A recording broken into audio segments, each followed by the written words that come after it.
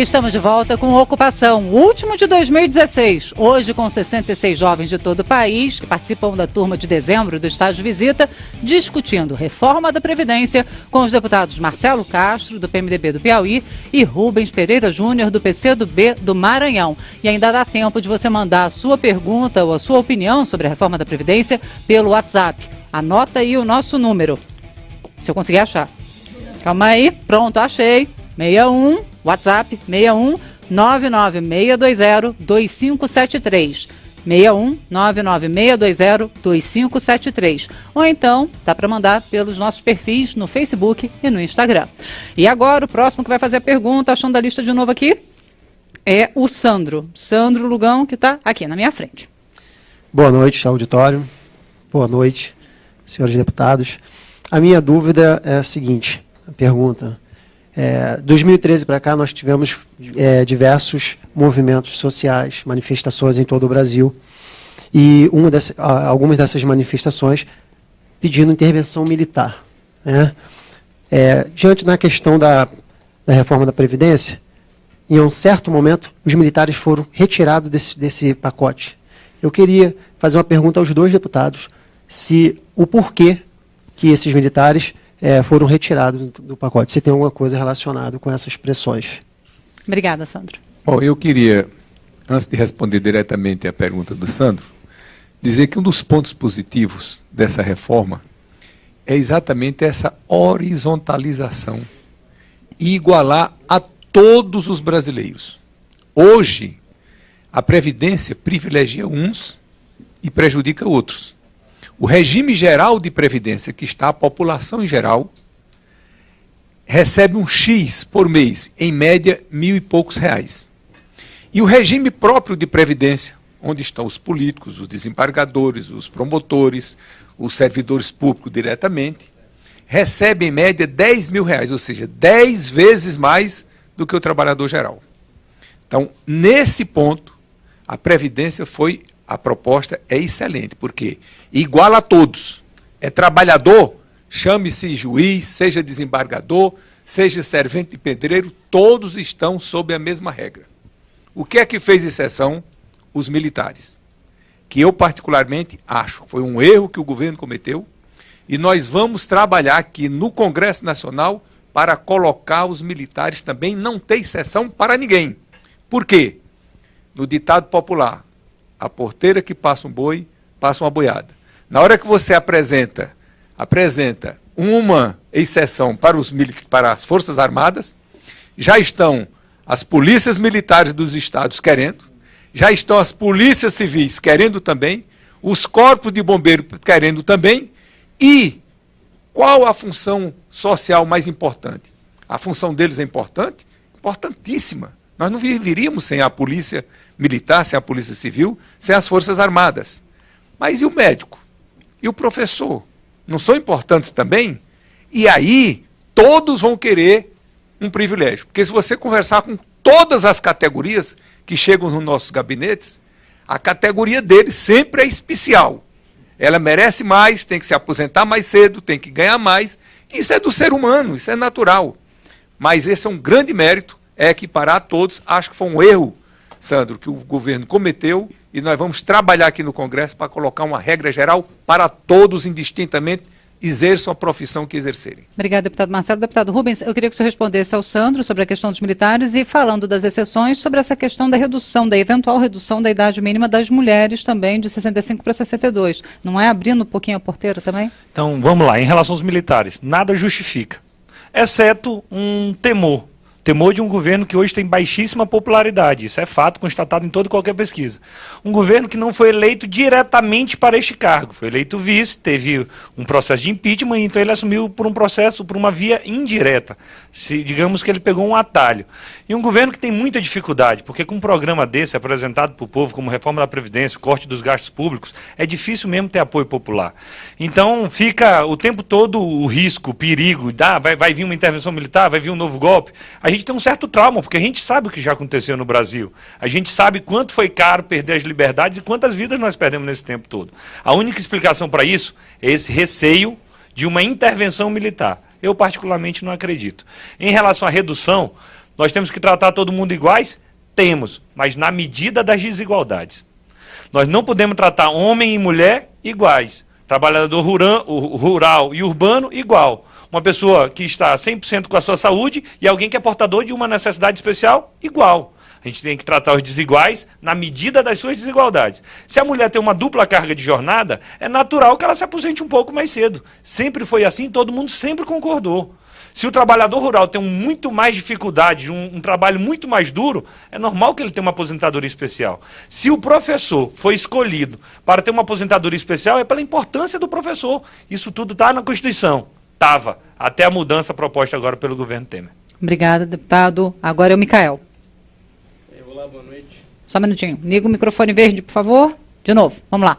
Olá, boa noite. Gostaria primeiramente de cumprimentar todos os meus colegas. Só um minutinho que a gente vai ter que trocar de microfone. Passa o amarelo aqui para ele. Pronto. Não, pegou do deputado, mas aí a gente... Agora sim. Boa noite. Gostaria primeiramente de cumprimentar os meus colegas, os nobres deputados. Minha pergunta é para o companheiro do PCdoB do Maranhão, Rubens. Gostaria de questioná-lo se o senhor acredita que existe alguma relação entre a aprovação da reforma na Previdência e um estímulo à informalidade nos contratos de trabalho, porque, eventualmente, fazer uma aplicação financeira do dinheiro a médio e longo prazo pode se tornar mais interessante do que contribuir para o INSS. Olha, a informalidade já afeta o trabalhador nos dias de hoje. O que a reforma faz? Ela vai ter agora, em regra geral, 2 requisitos. 65 anos de idade para todo mundo. Segundo requisito, cumulativo, 25 anos de contribuição. Hoje, a realidade é que exige 15. E tem mais gente que se aposenta por idade do que pelo tempo de serviço. Porque ter 15 anos hoje é dificílimo, por conta da informalidade, por conta da rotatividade no serviço, por conta até do desemprego. Se hoje, com 15 anos de contribuição, já é quase inacessível, tem mais gente que chega por idade, imagina você aumentando em 66%. A partir de agora será 25 anos o tempo de serviço. No direito penal tem um instituto chamado crime impossível, né? Agora, no direito previdenciário, estão criando o benefício impossível. Está criado o benefício, mas vai ser impossível você chegar até ele. No Japão, há um mês atrás, que tem uma população envelhecida, que pode servir de parâmetro, eles reduziram o tempo de serviço lá de 20 para 15 anos de serviço. Então, a reforma da Previdência vai jogar as pessoas ainda mais para a informalidade e vai tirar as pessoas da aposentadoria pública, porque vai contribuir durante muito tempo, mas chegar lá no final da sua vida não vai ter atingido os requisitos necessários. Obrigada, deputado Luiz Henrique. Olá, deputados, eu me chamo Luiz Henrique e eu sou de Goiás e curso Medicina. A minha pergunta é a respeito do tempo de contribuição dos deputados. Eu gostaria de saber se ele sofreu alguma alteração e se não tiver sofrido, por quê? No meu caso, que eu posso falar, o deputado Marcelo vem de um regime diferente que ele já tem direito adquirido em relação a outras emendas constitucionais. Acho que ele tem mais de 50, mas não tenho certeza. Eu contribuo para o INSS. Eu vou me aposentar pelo INSS. Como o parlamentar foi escolhido pela Constituição para receber perto do teto, eu pago uma previdência complementar.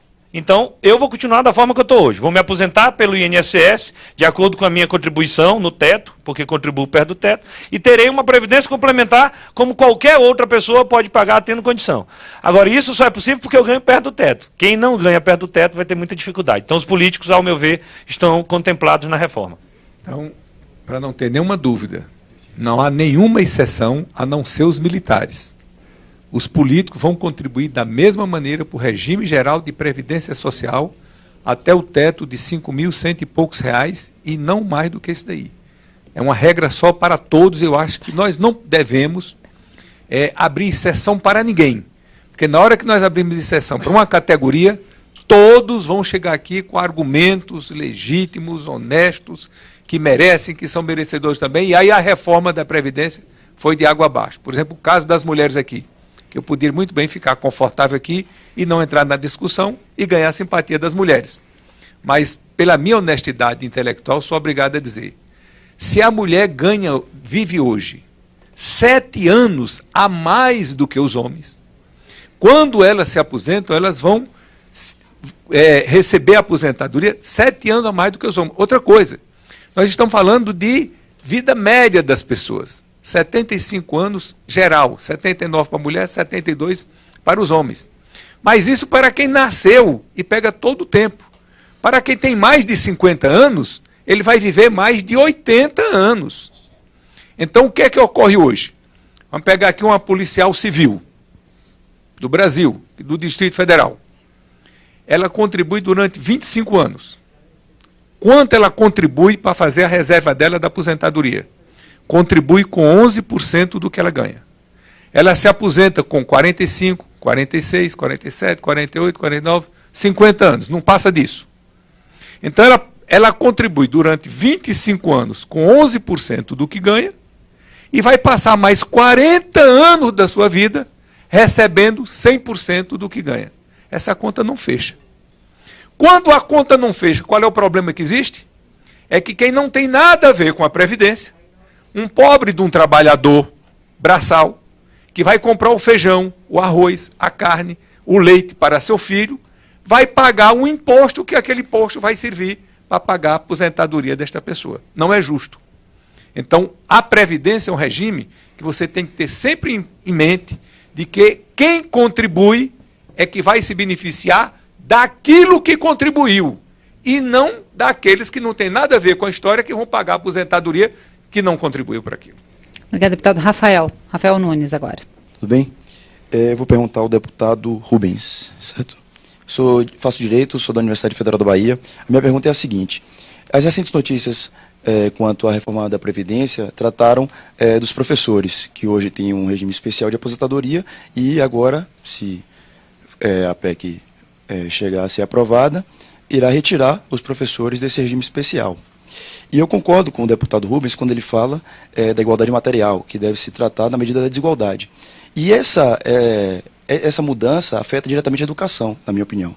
Os professores têm um alto desgaste físico, emocional, né, muitos desenvolvem doenças funcionais devido à sala de aula, que é uma situação de estresse, entre outros problemas. Será que a gente deve tratar tudo igual mesmo, esse discurso ultrapassado da igualdade formal?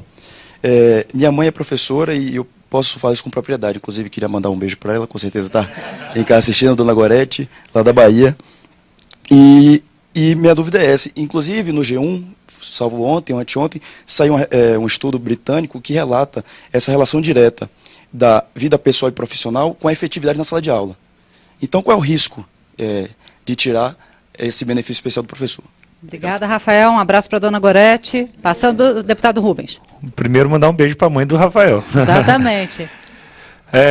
Mais do que isso, mais do que grave ter vários transtornos sociais.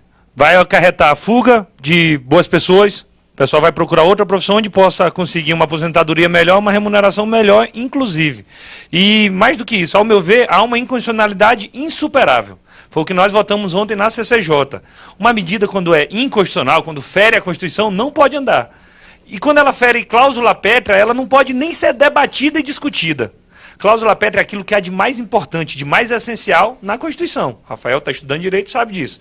Ao meu ver, esse dispositivo, quando trata da igualdade meramente formal, tratando todo mundo igual, tanto faz o trabalhador rural, urbano, o regime próprio, o regime geral, homem, mulher, pessoas portadoras de necessidades especiais ou não. Quando você trata todo mundo igual, você fere a isonomia, fere a igualdade, fere a dignidade da pessoa humana. Por isso que propostas assim não devem prosperar. Ainda tem um casamento ainda muito ruim. A reforma da Previdência ela não é isolada no mundo. Foi aprovado nessa semana no Senado a PEC do contingenciamento dos gastos. Beleza, você vai economizar o dinheiro na Previdência. Vai. E esse dinheiro vai para onde? Vai para a educação? Não. Por quê? Porque os investimentos em educação estão congelados pelos próximos 20 anos, vinculados à inflação. Então esse dinheiro vai para onde? Vai para aquilo que não está congelado, os investimentos, os gastos financeiros. Infelizmente, o caminho foi o pior escolhido. Obrigado, deputado. Bom, com isso que o senhor falou agora, o senhor responde mais ou menos o que o Joelcio Salles, de Independência Ceará, perguntou com a reforma da Previdência, como fica a situação dos trabalhadores rurais. Fica dentro dessa proposta, como todos, e o que muda no benefício dos servidores públicos, que o Luan Almeida de Brasília pergunta também. Ou seja, todos na mesma regra. Todos. Dos trabalhadores rurais, muda a idade, aumenta, muda o tempo de contribuição e tem uma mudança que é grave. É o seguinte, hoje você contribui com um valor. Então o trabalhador rural vai contribuir, por exemplo, 1.000 por ano. Um exemplo. Agora eles não querem mais por valor, eles querem mensal a contribuição. Só que se o cara é trabalhador rural, ele tem lá o período que ele tem a sua produção. Varia conforme a sazonalidade das estações, do clima, da produção. Como é que ele vai contribuir mensalmente sem ter? Será que ele vai ter uma poupança? Ah, isso aqui eu vou poupar só para poder fazer e não pagar quando está no ápice da sua produção? Então o trabalhador rural também foi prejudicado e vai ter mais dificuldades de conquistar menos direitos. Agora é o Henrique Gualberto. Boa noite a todos. Boa noite, deputados. Eu sou da Faculdade de Direito de Itu, estou cursando o 5º semestre. Minha pergunta para vocês é, primeiro, nós vivemos um momento conturbado, politicamente, economicamente, né? Nós temos aí um Congresso abalado e eu diria que até acuado pela Lava Jato. Além disso, nós temos essa reforma que, por si só, é bastante antipopular. Nós temos um presidente que se aposentou com 55 anos, se eu não me engano. Então, eu gostaria de saber, na visão de vocês, como fazer e como falar, dialogar com a população, em falar para eles se aposentarem aos 65 anos, sendo que boa parte dos parlamentares aqui, né, se aposentaram com uma idade bem mais baixa, né? Então, como explicar isso, como dialogar com a população referente a isso? Obrigada, Henrique. Deputado Marcelo. Bom, isso é uma coisa simples de ser tratado, né? Nós vamos fazer o melhor possível para atender a sociedade. Agora, como eu demonstrei aqui para vocês, a conta como está hoje não fecha. Porque é muito fácil você dizer, não, o professor deve se aposentar mais cedo, o trabalhador rural deve se aposentar mais cedo. E de onde é que vem o dinheiro? Nós temos que entender que o dinheiro vem da sociedade.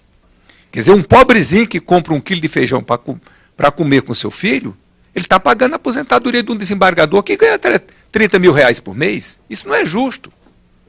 Então, essa regra que está sendo imposta agora, e olha que eu acho que tem muita coisa errada nessa proposta de previdência, nós vamos modificar muita coisa, mas o princípio norteador é o princípio da justiça que iguala a todos os servidores. Não vai ter mais aposentadoria especial para promotor, não vai ter mais aposentadoria especial para desembargador, não vai ter mais aposentadoria especial para deputado, para governador, não. É trabalhador rural passando por professor, o médico, desembargador, tudo encascado e da mesma maneira. Nós não podemos nos afastar dessa linha mestra. Se nós nos afastarmos disso daí, nós vamos mais uma vez quebrar a cara e não vamos fazer a reforma que é necessária para o Brasil. Agora, que nós estamos emparedados, que os políticos estão sendo odiados pela sociedade e que nós vamos ter a reação da população, não tem a menor dúvida. Agora, quem tem consciência do que está fazendo uma coisa boa, séria e útil para o seu país e para a sua sociedade, esse tem que enfrentar toda a adversidade e fazer aquilo que julga e que sua consciência manda que é o certo. Obrigada, deputado. Patrícia Reis, para a gente tentar acelerar e atender todos os inscritos. Bora lá. Eu sou de Recife, Pernambuco, curso de Direito. Senhores, a reforma vai fechar a porta para a desaposentação? Já está fechado. Já houve a decisão do Supremo que não permite a desaposentação. Porque, na verdade, a pessoa quer desaposentar para poder se aposentar depois com valor mais elevado. E aí não. Nós estamos agora na época de cortar privilégios, de cortar direitos. Olha, o regime geral de previdência, em 2014, gastou 400 e tantos bilhões de reais. Quanto gastou a saúde? 100 bilhões. Quanto gastou a educação? 100 bilhões. Gente, é muito mais importante a aposentadoria do que a educação, do que a saúde? A gente tem que analisar essas coisas para saber que o dinheiro é um só. Quando você carrega a mão de um lado, falta para o outro. Então, essa questão de distribuir, de ter equidade e naquilo que é importante para a sociedade, é o foco que a gente não pode perder. Obrigada, deputado. A gente tem 13 minutos e 6 inscritos. Danilo, você. Boa noite a todos, todos presentes aqui, boa noite, deputados e todos os telespectadores da TV Câmara. Meu nome é Danilo Teodoro, eu sou da linda cidade de Catalão, no estado de Goiás, e a minha pergunta vai para o deputado Marcelo. Deputado, sabemos que a Previdência é um problema antigo no nosso país, porque somente agora reformá-la? E a segunda pergunta, o que nós, juventude brasileira, esperar dessa reforma? Bom, eu acho que o principal é aquilo que eu já disse. É todos os brasileiros, trabalhadores, indistintamente, serem tratados com equidade. Isso é um ponto muito positivo. E a gente vê, como você falou, por que não foi feito antes? Várias tentativas já foram feitas. Essa proposta de 65 anos de idade para aposentadoria foi feita ainda no tempo do Fernando Henrique. Perdeu por um voto. De lá para cá, todos os presidentes, todos sem exceção, tentaram reforma da Previdência. O Lula tentou, a Dilma tentou, o Michel está tentando agora. É um tema muito espinhoso, muito complexo, e que a população, cada um está vendo o seu problema. Então, cada um quer mais direito. Acha-se julga com mais direito, quer mais isso, quer mais aquilo. E na hora que você vota uma medida restritiva, evidentemente que tem a reação popular. Então, para isso, nós temos que ter a cabeça no lugar, o sangue frio, para saber aquilo que é importante para a sociedade, vendo cada caso individualmente de cada categoria, para não cometer injustiça. Agora, como eu dei o exemplo aqui, você gastar 400 e tantos bilhões no regime geral de previdência e gastar 100 milhões em educação, eu acho que isso não está certo. Vinícius. Olá, meu nome é Vinícius, eu sou de São Paulo, sou estudante de Administração Pública e de Economia. Eu queria fazer uma pergunta complementar à do Danilo, que é justamente a reforma da Previdência, bem como a contenção dos gastos públicos, foram medidas que foram sendo adiadas ao longo do tempo. E aí eu queria saber, daqui para frente, de que forma que o Congresso pode atuar de forma mais proativa para evitar que as medidas sejam tomadas só depois de chegar uma crise muito grave e, em vez disso, o Congresso tenha um papel preventivo para evitar que problemas graves como a situação que o Brasil está não aconteçam de novo. Olha, na verdade o Congresso tem por hábito em trabalhar de emergência, porque tu resolve uma crise e aparece outra, então os problemas são múltiplos, não é tão simples. E o Congresso ultimamente ainda tem sofrido com uma falta de pauta. O Congresso tem sido pautado pelos outros, ora pelo Executivo, ora pelo Judiciário, ora até por iniciativa popular. E a nossa produção legislativa é muito pequena, inclusive. A gente produz muito, mas com baixa qualidade. Então é um processo de melhoramento da política. Alguém falou aqui há pouco, em junho de 2013. O resultado de junho de 2013 foi o Congresso mais rico, mais conservador e mais processado da história. Caminho para superar isso tudo, reforma política. O deputado Marcelo fez um grande trabalho na frente da presidência da comissão que debatia a reforma política. Pouca coisa do que ele propôs foi aprovado, mas pauta não falta e assim, o Congresso tem que, de forma permanente, estar se aperfeiçoando. O ideal era que tivesse diálogos institucionais, legislativo, executivo, judiciário, sociedade civil organizada, para que com esse amadurecimento a gente tivesse uma pauta em defesa do Brasil. Mas isso ainda é, por enquanto, uma utopia. Luiz Pereira. Meu nome é Luiz, sou de Juína, Mato Grosso. Eu gostaria de perguntar para o deputado Rubens, como o deputado Marcelo falou, a conta da Previdência não fecha, né? Se continuar assim não vai fechar. Mas nós temos outras contas que acabam também não fechando. A exemplo da famosa dívida pública, que agora em 2016 chega a 70% do PIB. Então eu queria saber de que forma o governo elenca, porque agora ele coloca para votar esse reforma da Previdência com um caráter de urgência. De que forma ele elenca essas prioridades, né, se tratando da Previdência um direito social, e sabendo que a dívida pública tem consumido o nosso PIB e cada vez vai aumentar mais e a conta também não vai fechar. Olha, a pauta do governo é livre, a discricionariedade dele, ele tem compromisso com quem o colocou lá. O governo foi eleito por via indireta, então a pauta vem daí. Por isso que começou com o corte dos gastos, por isso que veio a reforma da Previdência, e a princípio ninguém está falando em auditoria da dívida. A Comissão Mista de Orçamento da Câmara dos Deputados aprovou na LDO e na LOA a previsão do orçamento para poder finalmente a gente ter uma auditoria da dívida pública, iniciativa da Câmara dos Deputados. Todo mundo fala tão mal, mas aqui também tem muita coisa boa. Agora, a impressão que eu tenho é que esse debate se dará em 2018, nas urnas. Aí nas urnas o povo vai decidir, esse caminho foi bom, esse caminho foi ruim, faltou discutir isso, faltou discutir aquilo. Então, democraticamente, o povo é quem tem o direito, ainda que seja de errar por último. Obrigada, deputado de Israel. Boa noite, deputados. Eu não me recordo se eu me apresentei devidamente aos senhores. Meu nome é Israel, faço Direito na Facamp, Faculdade de Campinas. Entretanto, antes de eu entrar para a faculdade, eu trabalhei de carteira registrada. Hoje, conforme vocês falam a respeito da reforma da Previdência, eu sinto como se tivesse sido retirado um direito adquirido meu. Que quando eu comecei a trabalhar em 2012,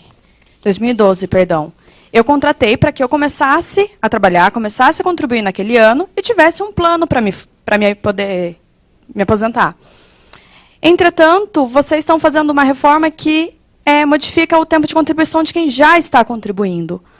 Os senhores não acham que o certo seria fazer uma lei que, ao invés do efeito dela retroagir aos contratos já assinados, ela não comece a fazer efeito aos novos contratos daqui para frente?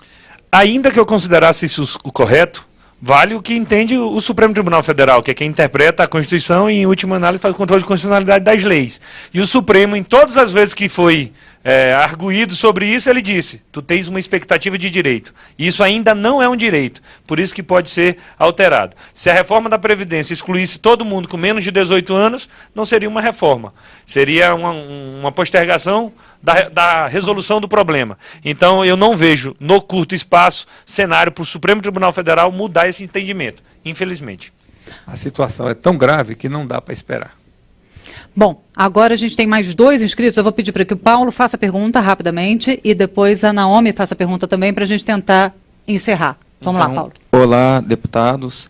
Eu sou de Minas Gerais, faço faculdade de Direito.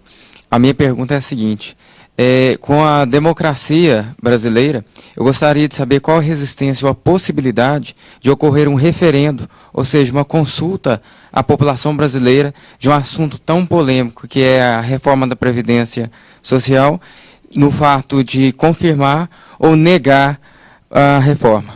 Obrigada. Naomi, antes dos senhores responderem. Boa noite, senhores deputados. Meu nome é Naomi Helena, eu faço Direito na Universidade Federal do Paraná. E eu queria saber se, no Brasil, um país que tem mais contribuintes do que beneficiados, um país que tem mais jovens do que idosos, se nesse contexto, uma reforma da Previdência, ela tem sentido quando não acompanhada de uma reforma tributária, sendo que todos imposam para o mesmo bolo para depois serem distribuídos. Obrigada. Agora, então, referendo e reforma tributária. Referendo. É uma proposta válida, inclusive, que pode ser apresentado. Basta que 1/3 dos parlamentares, de uma das duas casas, apresente a proposta e tem que ser votado por maioria absoluta. Não descarto ter a proposição disso. Quando? Lá, a partir de 2 de fevereiro, houve um acordo ontem na CCJ que a instalação da comissão especial se daria apenas depois da eleição da mesa diretora da Câmara dos Deputados. Então, a partir de 2 de fevereiro, nós teremos um prazo para emenda e é possível sim que se abra um processo. Acho que quanto mais nós exercermos, utilizarmos da democracia direta, mais legitimidade vai ter cada uma dessas decisões. O ideal era que não tivesse apenas a reforma previdenciária e tributária, e tantas outras reformas que nós não fizemos ao longo do tempo, como, por exemplo, a reforma política, como, por exemplo, foi feito por medida provisória a reforma na educação, a reforma agrária, a reforma urbana. Então, são tantas reformas que estão acumuladas, represadas há muito tempo, que, infelizmente, escolher qual é a mais urgente é uma tarefa inglória nesse momento. Obrigada, deputado Rubens. Deputado Marcelo Castro. Bom, a questão do referendo, eu acho que é um assunto muito complicado, muito complexo para a gente fazer um referendo. Eu já adianto qual seria o resultado. Aqui, em qualquer país do mundo, a população não quer... porque a reforma da Previdência é para endurecer as regras. Por quê? Porque a população está envelhecendo. Nós não podemos continuar com as mesmas regras. A Naomi falou aqui com muita propriedade. Hoje nós temos no Brasil 5,5 trabalhadores para cada idoso aposentado. Em 2050 nós vamos ter 2 para 1.